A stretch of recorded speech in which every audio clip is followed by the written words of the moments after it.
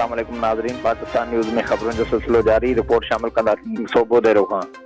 जी नाज़रीन, सोबो देरो लॻ ॻोठ वॾा बेलार में इमाम बारगाह ज़ैनब सलामुल्लाह अलिया ते ॻोठ जे बासरनि पारां ज़बरदस्ती कब्ज़ो करण ख़िलाफ़ ॻोठाणनि जो तालका प्रेस क्लब सोबो देरो अॻियां एहतजाजी मुज़ाहिरो।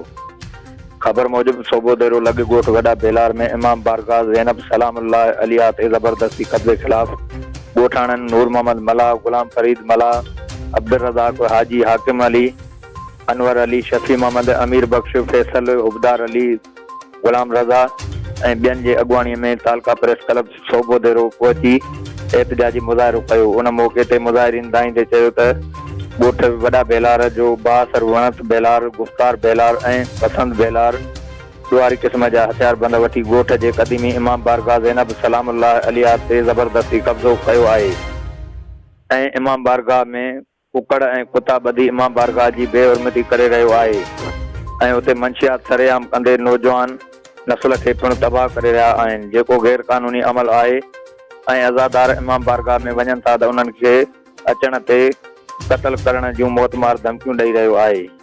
उन इमाम बारगाह जो फ़ैसिलो पिणु ॻोठ जे मुअज़्ज़िज़ीन डॉक्टर गुलाम हुसैन बेलार, हाजी रियाज़त मला ऐं ॿियनि कयो ऐं इमाम बारगाह कमेटी जे माण्हुनि खे ॾियण ऐं संभालण जो फ़ैसिलो कयो।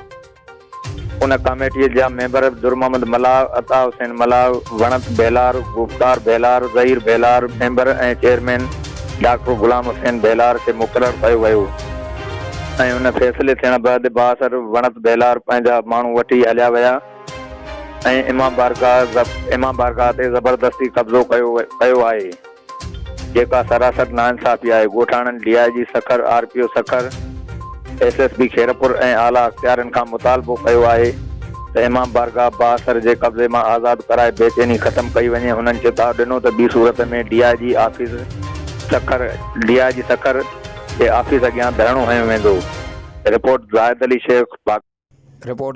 शेख, पाकिस्तान न्यूज़ TV, सोबो देरो।